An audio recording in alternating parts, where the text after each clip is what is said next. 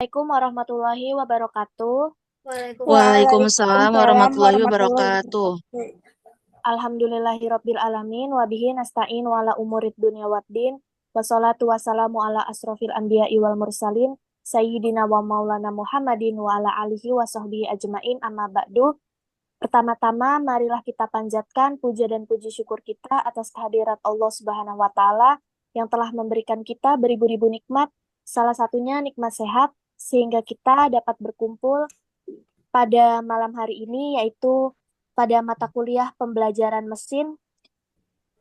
Pada kesempatan malam hari ini, di sini kelompok kami akan mempresentasikan materi mengenai eksperimen prediksi nilai ujian berdasarkan jam belajar menggunakan machine learning di Google Colab. Baik untuk anggota kelompoknya sendiri terdiri dari Eka Rahmafandia dengan NIM 2255201216. Yang kedua ada Gusti Wahyu Mawardani dengan NIM 2255201187. Yang ketiga ada Selva Rezafi dengan NIM 2255201204. Yang kelima ada Fania Diva Ananta dengan NIM 2255201219. Baik, untuk materi di slide pertama akan dipresentasikan oleh rekan kita yaitu Fania Diva Ananta. Kepadanya dipersilakan. Yang pertama adalah latar belakang. Di dalam dunia pendidikan, hasil belajar siswa sangat penting untuk menilai keberhasilan proses pembelajaran. Salah satu cara paling umum untuk mengukurnya adalah melalui nilai ujian. Sangat banyak hal yang bisa memengaruhi nilai ujian siswa seperti cara belajar, lingkungan belajar, dan waktu yang digunakan untuk belajar. Di antara faktor-faktor tersebut, jam belajar sering dianggap berhubungan langsung dengan prestasi siswa. Karena itu, penting untuk mengetahui apakah memang ada hubungan antara jam belajar dengan nilai ujian. Selanjutnya, seiring berkembangnya teknologi, pendekatan tradisional dalam menganalisis data kini dapat ditingkatkan dengan bantuan kecerdasan buatan, khususnya machine learning. Salah satu metode sederhana yang bisa digunakan untuk membuat prediksi adalah linear regression. Metode ini digunakan untuk melihat hubungan antara dua hal, misalnya antara jam belajar dan nilai ujian siswa. Dengan metode ini, nilai ujian dapat diprediksi berdasarkan jumlah jam belajar siswa secara kuantitatif. Untuk menjalankan metode ini, digunakan sebuah tools yaitu Google Colab. Jadi Google Colab ini adalah layanan gratis dari Google yang memungkinkan pengguna menjalankan kode Python secara online tanpa perlu menginstal aplikasi tambahan. Melalui percobaan ini, penulis ingin mengetahui seberapa besar pengaruh jam belajar terhadap nilai ujian. Dengan menggunakan data sederhana, model linear regression akan dibangun untuk memprediksi nilai berdasarkan jumlah jam belajar. Lalu hasilnya akan divisualisasikan dan dievaluasi guna melihat tingkat akurasi dan konsistensinya. Selanjutnya ada rumusan masalah. Yang pertama, apakah ada hubungan antara jumlah jam belajar siswa dengan nilai ujian yang diperoleh? Yang kedua, ada bagaimana cara membuat model prediksi nilai ujian berdasarkan jam belajar menggunakan machine learning atau Google Colab. Yang ketiga, mengapa Google Colab dipilih sebagai media untuk menjalankan program machine learning? Selanjutnya, tujuan proyeknya. Yang pertama, untuk mengetahui apakah ada hubungan antara jam belajar dengan nilai ujian siswa. Yang kedua, membangun model sederhana untuk memprediksi nilai ujian berdasarkan jumlah jam belajar. Yang ketiga, menerapkan Google Colab sebagai alat bantu dalam pembuatan dan pengujian model prediksi. Selanjutnya, ada batasan masalah. Yang pertama, model machine learning yang digunakan terbatas pada algoritma regresi linear sederhana. Selanjutnya, proses pembuatan model dan prediksi dilakukan menggunakan Google Colab dengan bahasa pemrograman Python. Yang ketiga, penelitian ini hanya bertujuan sebagai contoh pembelajaran dasar. Selanjutnya ada manfaat proyek. Yang pertama, memberikan pemahaman dasar tentang machine learning. Yang kedua, proyek ini menunjukkan bahwa Google Colab bisa menjadi alat bantu yang efektif dan gratis untuk belajar pemrograman dan membuat proyek data sederhana. Selanjutnya, proyek ini mendorong guru dan siswa memulai pembelajaran yang interaktif dan berbasis data. Yang terakhir, ada proyek ini melatih logika dan melibatkan proses pengumpulan data, analisis, pembuatan model, dan evaluasi hasil.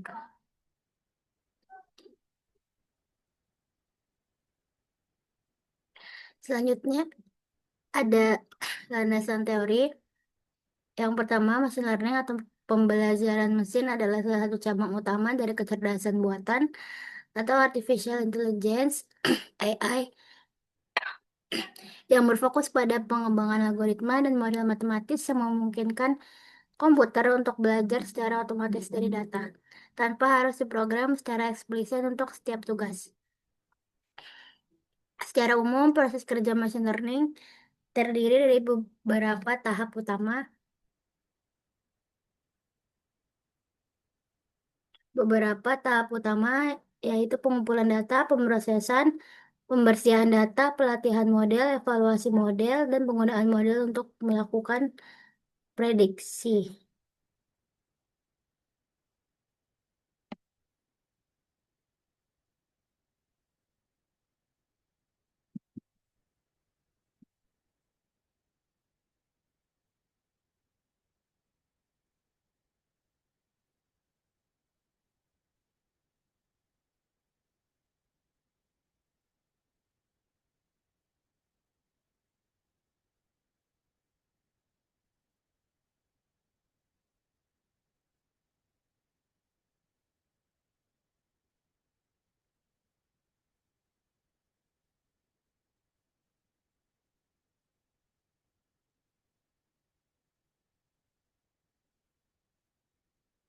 Baik, untuk selanjutnya akan dipresentasikan oleh rekan kita yaitu Eka Rahma Fandia. Kepadanya dipersilakan.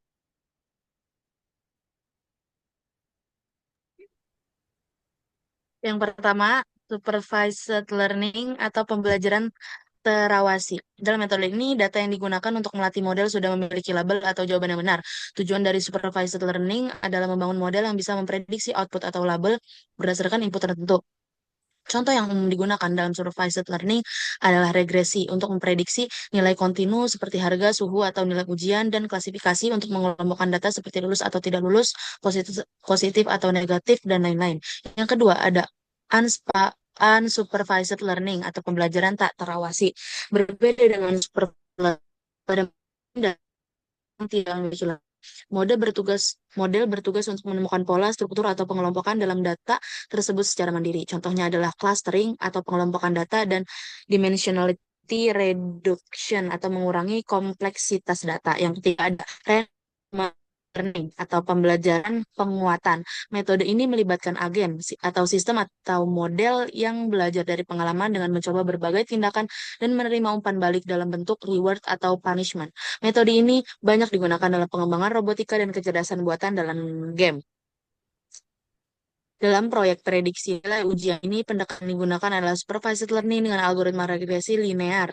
Regresi linear ada metode statistik yang digunakan untuk memodelkan hubungan antara satu variabel independen atau dalam hal ini jam belajar dan satu variabel dependen atau nilai ujian. Dengan menggunakan regresi linear, kita dapat menentukan garis lurus yang pas sesuai dengan dan garis tersebut dapat digunakan untuk memprediksi nilai-nilai baru. Secara matematis, regresi nilai sederhana dapat ditulis dalam bentuk persamaan Y sama dengan AX plus B, di mana Y adalah variabel target atau nilai ujian, X adalah variabel input atau jam belajar, A adalah koefisien regresi atau kemiringan garis atau slope, B adalah konstanta atau titik potong di sumbu Y atau intercept.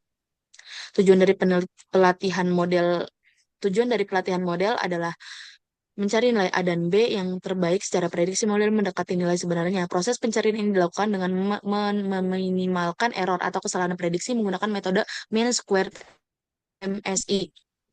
Pemanfaatan Google Colab dalam implementasi machine learning memberikan kemudahan dan aksesibilitas bagi siapa saja, khususnya pelajar, mahasiswa, atau guru yang ingin mencoba membuat model prediksi tanpa perlu perangkat keras canggih. Google Colab menyediakan lingkungan pemrograman berbasis Python yang telah terintegrasi dengan pustaka-pustaka seperti NumPy, Pandas, Mat- Matplotlib, dan Learn yang merupakan alat standar dalam pengolahan data dan pembelajaran mesin. Google Colab atau Kolaboratori adalah platform pemrograman berbasis cloud yang disediakan oleh Google, memungkinkan pengguna untuk menulis dan menjalankan kode Python langsung di browser tanpa perlu menginstal aplikasi tambahan. Beberapa keunggulan utama Google Colab antara lain: yang pertama, gratis dan berbasis cloud; dua, mendukung GPU dan TPU; tiga, terintegrasi dengan Google Drive; yang keempat, cocok untuk kolaborasi. Selanjutnya ada algoritma regresi linear.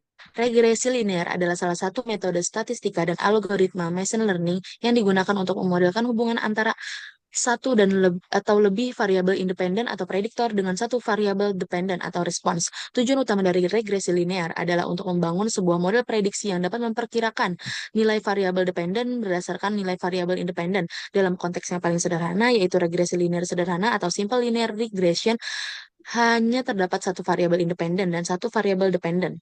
Model regresi linear berasumsi bahwa terdapat hubungan linear antara variabel-variabel tersebut, yang berarti perubahan pada variabel independen akan menghasilkan perubahan yang proporsional pada variabel dependen. Hubungan tersebut kemudian dipresentasikan dalam bentuk garis lurus yang disebut garis regresi. Persamaan umum dari regresi linear sederhana adalah Y sama dengan AX plus B plus residual plus sebagai berikut.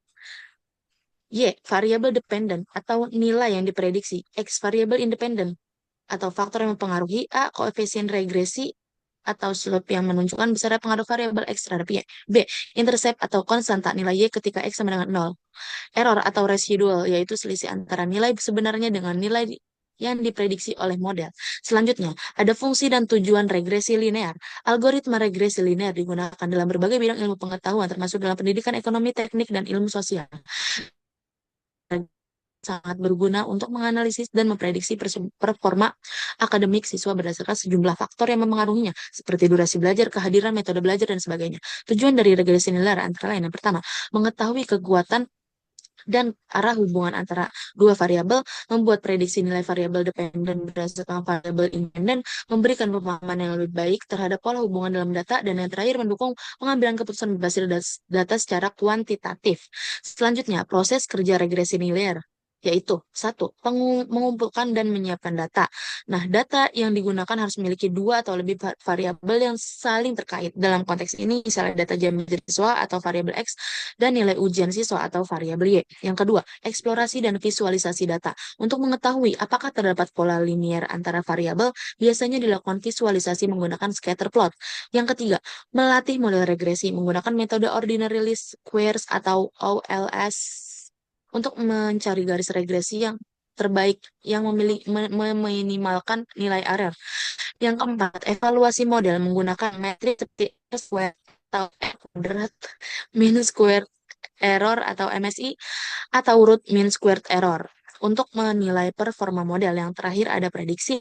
Setelah model dilatih dan dievaluasi, nilai variabel dependen dapat diprediksi berdasarkan input variabel independen yang baru. Selanjutnya, kelebihan dan keterbatasan regresi linear. Kelebihan yang pertama, mudah dipahami dan diimplementasikan, memberikan interpretasi yang jelas terhadap hubungan antara variabel, cocok untuk dataset sederhana dengan pola hubungan linear, dan yang terakhir, memerlukan sumber daya komputasi yang rendah.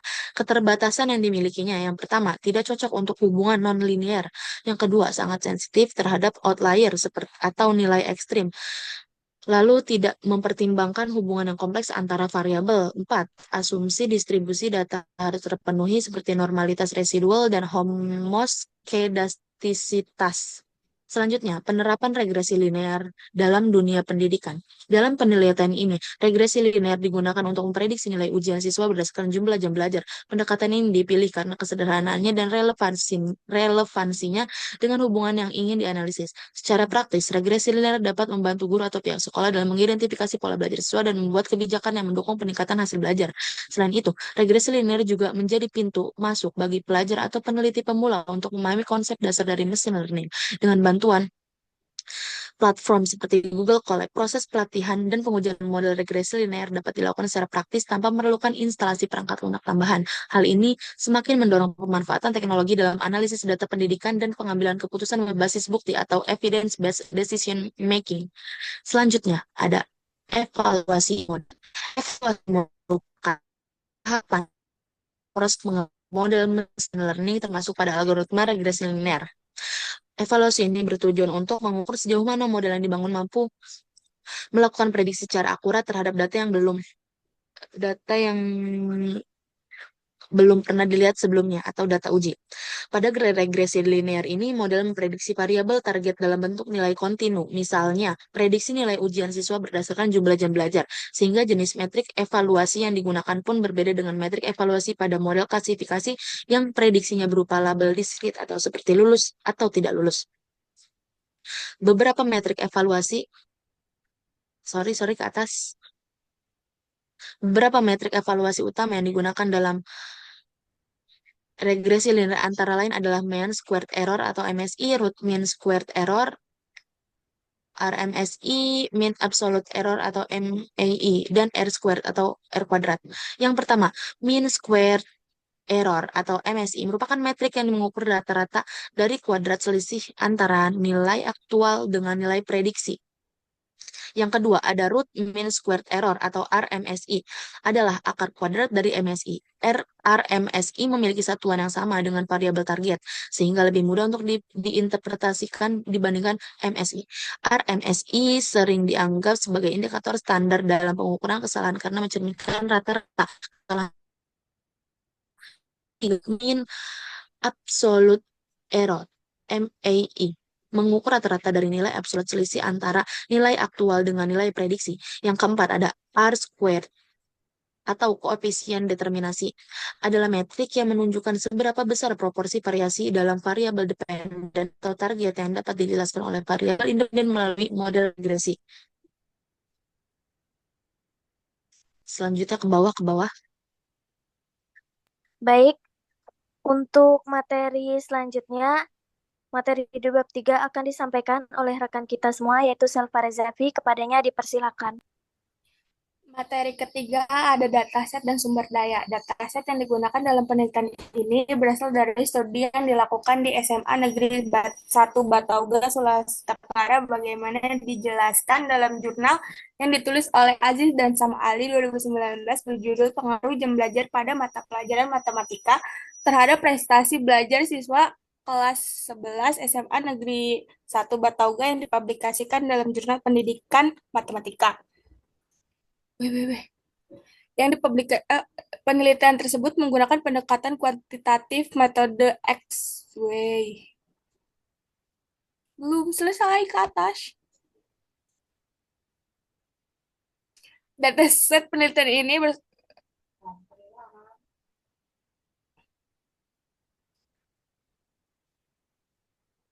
sih? Populasi dalam penelitian ini mencakup keseluruhan siswa kelas 11 sebanyak 185 orang dan sebanyak 126 siswa dipilih sebagai sampel menggunakan teknik samping tipe ke atas. Melek ya? Mm-mm.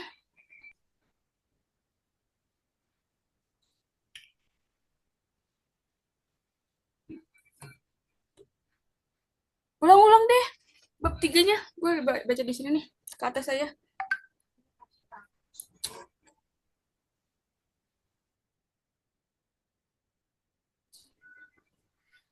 Di bab 3 itu ada dataset dan sumber daya. Dataset yang digunakan dalam penelitian ini berasal dari studi yang dilakukan di SMA Negeri 1 Batauga, Sulawesi Tenggara, sebagaimana dijelaskan dalam sumber jurnal yang ditulis oleh Aziz dan Sam Ali 2019 berjudul Pengaruh Jam Belajar pada Mata Pelajaran Matematika terhadap Prestasi Belajar Siswa kelas 11 SMA Negeri 1 Batauga yang dipublikasikan dalam Jurnal Akademik Pendidikan Matematika.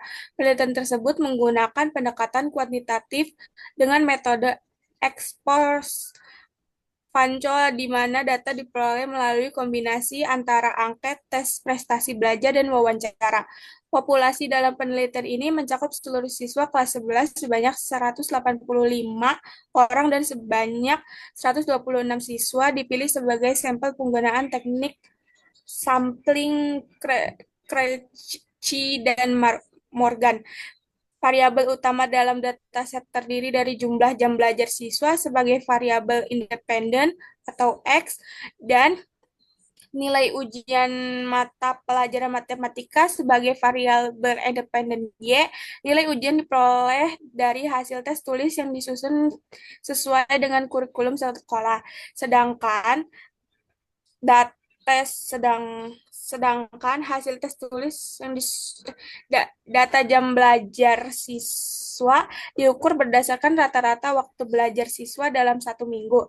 Hasil analisa menggunakan regresi linear sederhana mewujudkan bahwa terdapat pengaruh yang signifikan antara jam belajar dan prestasi belajar siswa dengan nilai signifikan p-value sebesar 0,013 yang lebih kecil dari batas linear sama dengan 0,05.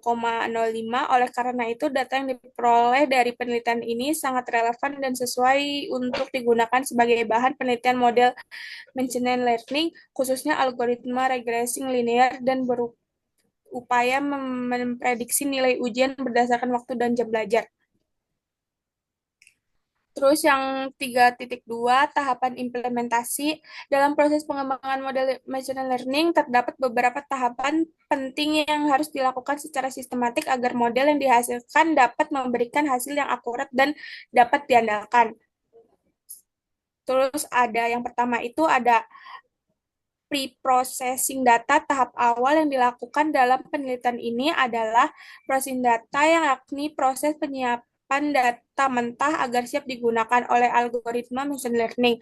Data yang digunakan terdiri dari dua variabel, jumlah jam pelajaran siswa sebagai variabel input dan nilai ujian matematika sebagai variabel output. Y. Data tersebut diperoleh melalui angket dan tes tulis yang dikumpulkan dari siswa kelas 11 di SMA Negeri 1 Batauga. Data kemudian dikonversi ke dalam format tabulur menggunakan Python dan library Pandas, serta dicek untuk memastikan tidak terdapat nilai kosong dan outlier yang dapat mempengaruhi proses pelatihan model. Yang kedua ada proses training model. Setelah data dipersiapkan, proses pelatihan model dilakukan menggunakan algoritma regresi linear dan library learning. Model dilatih untuk menemukan hubungan linear antara jumlah jam belajar dan nilai ujian. Dalam proses ini digunakan metode learning regression fit X dan Y yang menghasilkan konvensi regresi terbesar 3,61 dan nilai intercept terbesar 47,13. Artinya setiap tambahan 1 jam belajar per minggu diperkirakan dapat meningkatkan nilai ujian matematika siswa sebesar 3,61 poin. Yang harus ditunjukkan adanya hubungan positif yang kuat antara dua variabel tersebut. Ketiga, ada evaluasi model. Evaluasi model adalah untuk mengetahui berapa baik model dalam pengimplementasian nilai ujian berdasarkan jam belajar. Beberapa metrik evaluasi yang digunakan antara lain adalah mean square error, mean absolute error, dan koefisien determinasi. Berdasarkan nilai terbesar 0,991, nilai R pangkat 2 yang sangat tinggi menunjukkan bahwa 99,1% variasi nilai ujian dapat dijelaskan oleh jumlah jam belajar. Sedangkan nilai MSE dan MAE yang rendah menunjukkan bahwa. Yang keempat ada visualisasi hasil sebagai pelengkap analisis. Lanjut. 3.3 ada tools dan library yang digunakan. Dalam penelitian ini, platform utama yang digunakan adalah Google Collaboration atau Google Colab. Google Colab merupakan layanan komputasi awan berbasis Jupyter Notebook yang disediakan secara gratis oleh Google. Platform ini memungkinkan pengguna untuk menjalankan kode Python langsung di browser tanpa harus menginstal software tambahan di komputer lokal. Dengan menghubungkan GPU dan sebagai pustaka data scan yang sudah terinstall sebelumnya, Google Colab ini sangat mendukung pelaksanakan eksperimen machine learning dengan mudah dan efisien. Hal ini membuatnya menjadi pilihan ideal untuk belajar penelitian pemula maupun praktisi data. Next.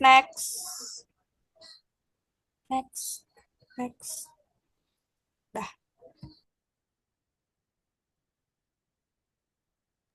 Baik, bab 4, hasil dan pembahasan.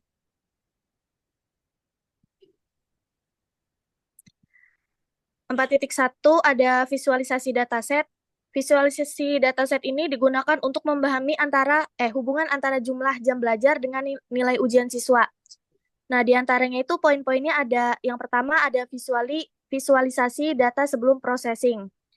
Nah, visualisasi data sebelum processing ini menunjukkan sebaran data mentah tanpa perlakuan pembersihan.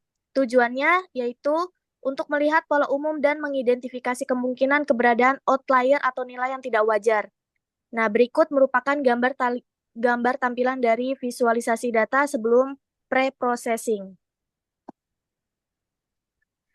Selanjutnya, poin B yaitu visualisasi data sesudah pre-processing dan latihan model. Pada poin ini, visualisasi ini menunjukkan data yang telah diproses dan dilengkapi dengan garis regresi berwarna merah yang dihasilkan oleh model.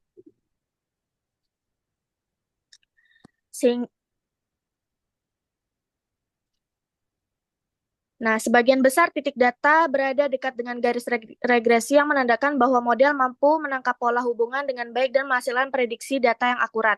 Berikut merupakan tampilan dari visualisasi data sesudah pre-processing dan latihan model. Poin C ada interpretasi visualisasi. Nah, dari kedua visualisasi tersebut dapat dilihat bahwa terdapat pola hubungan yang cukup jelas antara jam belajar dengan nilai ujian.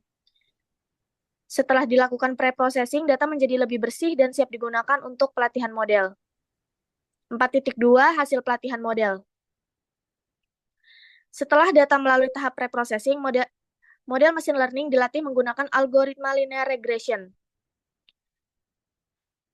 Model dilatih untuk menemukan hubungan antara jumlah jam belajar sebagai variabel independen dan nilai ujian matematika sebagai variabel dependen.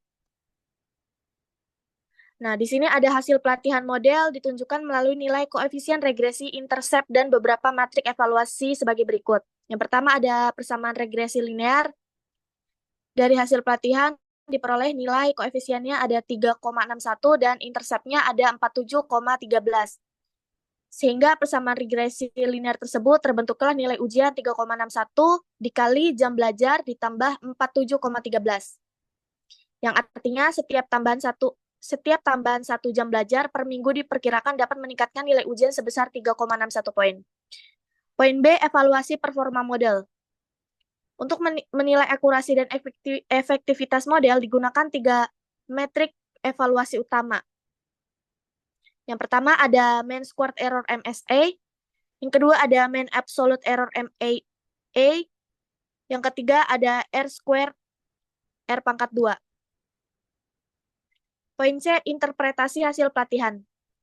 Nilai R pangkat 2 sebesar 0,991 menunjukkan bahwa model regresi linear memiliki tingkat akurasi yang sangat tinggi dan dalam menjelaskan hubungan antara jam belajar dan nilai ujian siswa. 4.3 evaluasi model. Evaluasi model ini dilakukan untuk mengukur seberapa baik model prediksi mampu mencerminkan hubungan antara jumlah jam belajar siswa dan nilai ujian. Terdapat 4 poin dalam evaluasi model. Yang pertama, matrik evaluasi yang digunakan. Ada 3 matrik evaluasi yang digunakan, yaitu seperti yang saya bacakan tadi, mean squared error MSA, mean absolute error, dan R kuadrat, R pangkat 2. Yang kedua ada interpretasi hasil evaluasi. Nilai R pangkat 2 yang sangat tinggi 0,991 itu menunjukkan bahwa hampir seluruh variasi dalam nilai ujian dapat dijelaskan oleh jam belajar, sedangkan nilai MSE dan MAA yang rendah mengidentifikasi bahwa model memiliki tingkat kesalahan yang kecil dalam melakukan prediksi. Poin C, perbandingan model, namun jika dibandingkan dengan model nonlinear atau algoritma lain, misalnya decision tree atau KNN, model regresi nilai dinilai paling cocok karena hubungan antara variabel bersifat linear dan lain sebagainya. Poin D, kesimpulan evaluasi. Berdasarkan hasil evaluasi menggunakan 3 metrik utama. Model regresi linear menunjukkan performa yang sangat baik dengan nilai R pangkat 2 sebesar 0,991 dan kesalahan prediksi yang rendah.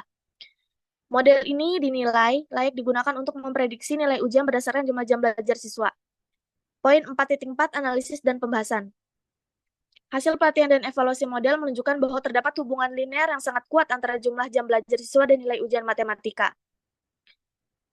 Faktor-faktor yang mungkin mempengaruhi hasil model tersebut, yang pertama ada penyebab hasil model yang tinggi. Penyebab hasil model yang tinggi ini terdapat poin-poin pentingnya. Yang pertama itu ada hubungan linear yang konsisten, yang kedua ada kualitas data yang baik, yang ketiga ada satu variabel independen. Terus faktor keduanya itu ada Terus yang kedua itu ada faktor-faktor yang mempengaruhi nilai prediksi.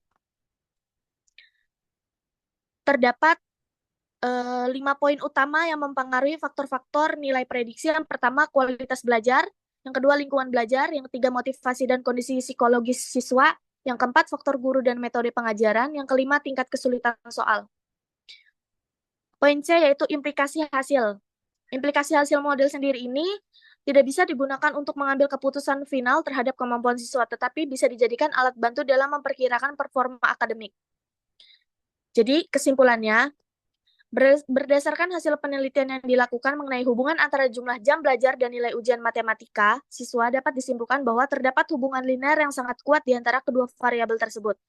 Hal ini dibuktikan dengan nilai koefisien determinasi R pangkat 2 sebesar 0,991 yang menunjukkan bahwa 99,1% variasi nilai ujian dapat dijelaskan oleh jumlah jam belajar. Nah, sarannya, berdasarkan hasil kesimpulan tersebut, disarankan agar pihak sekolah dan guru tidak hanya menekankan pada peningkatan jam belajar siswa, melainkan juga memperhatikan kualitas proses belajar dan kondisi psikologis siswa secara keseluruhan. Mungkin cukup itu saja presentasi dari kelompok kami. Kurang lebihnya mohon maaf. Wabillahi taufiq wal hidayah. Wassalamualaikum warahmatullahi wabarakatuh. Don. Waalaikumsalam warahmatullahi wabarakatuh. Berikut adalah visualisasi dari codingan yang sudah dibuat. Ini codingannya dan ini hasilnya.